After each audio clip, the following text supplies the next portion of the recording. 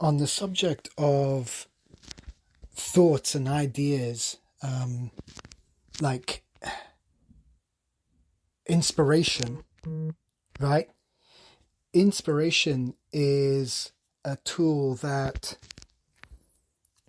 High uses in order to help little egos grow and tune in to a higher frequency of existence, to level up, to, yeah, to have access to truths.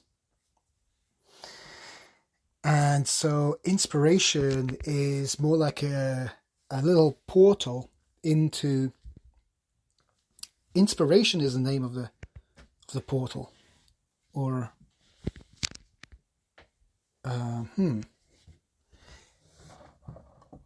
any portal. I wonder. Anyway, that's one of the tools that High uses. It's inspiration, and so that can come in the form of as soon as. So, for example, I'm scanning my room. I'm like, oh, shall I? So a thought form appears. Shall I do this task now? And if it's something that I ought to do, it's something that I am passionate about. It's something that will, aid my growth if I get it done now. But for some reason, it's in line with part of the things that I really should be doing, right? Because it's in line with inspiration. It's a step in the right direction. But ego, when ego catches inspiration, it immediately counters with analysis. And so analysis is going to become overly used, and then it's going to be over-analysis, and then over-analysis leads to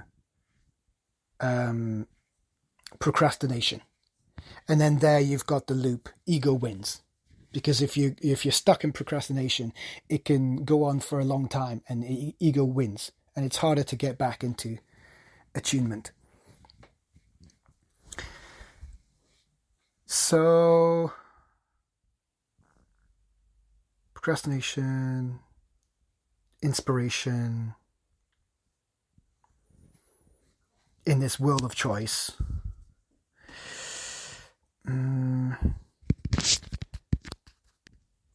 So inspiration is a tool, right, that High uses. It tries to open up a portal and for us to attune to a higher frequency, to realize truth. But ego steps in with analysis. Now, you've got to be careful of analysis being used as a tool, and confusing the thought form of inspiration as opposed to the thought form of something like chaos, which I haven't fully fleshed out yet.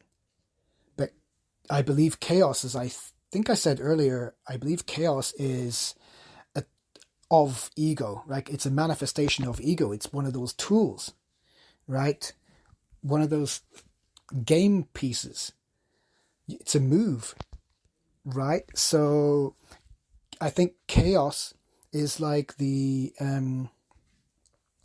counter to inspiration, because inspiration will lovingly, carefully, geniusly, miraculously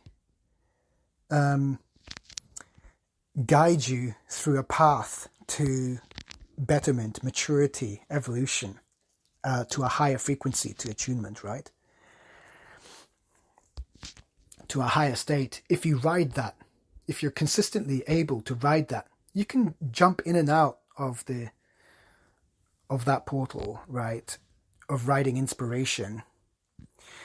But if ego catches wind of that, ego uses analysis straight away. And so one of the things is that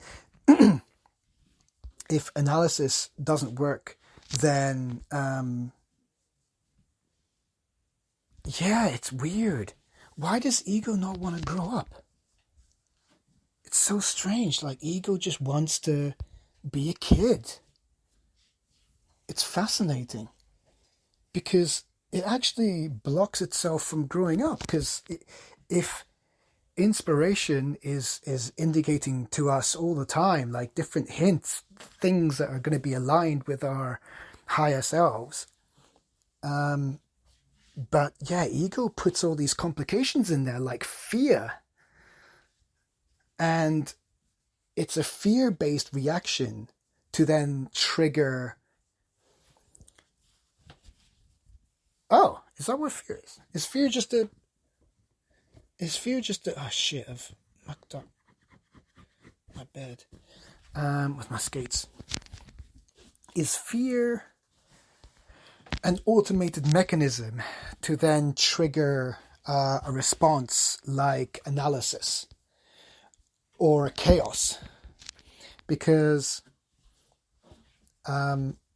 chaos can counter inspiration quite well because it's a trickster. Chaos will make the user, the ego mark, for example, think of a really crazy thought, something chaotic, something going to be destructive. And so that's to be like avoided, right?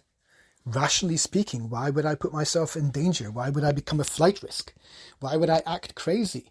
That's giving into impulse, and that needs to be moderated. So that's got good guardrails around acts of chaos, right?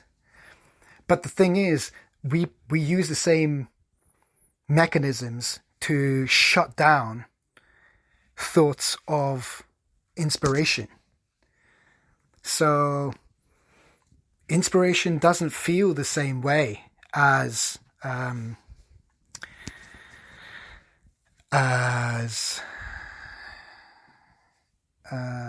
chaos does.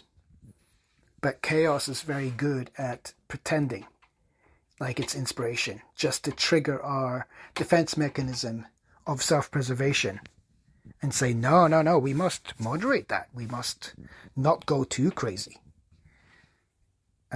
Which is true, obviously. But yeah, inspiration is different to chaos. That's interesting.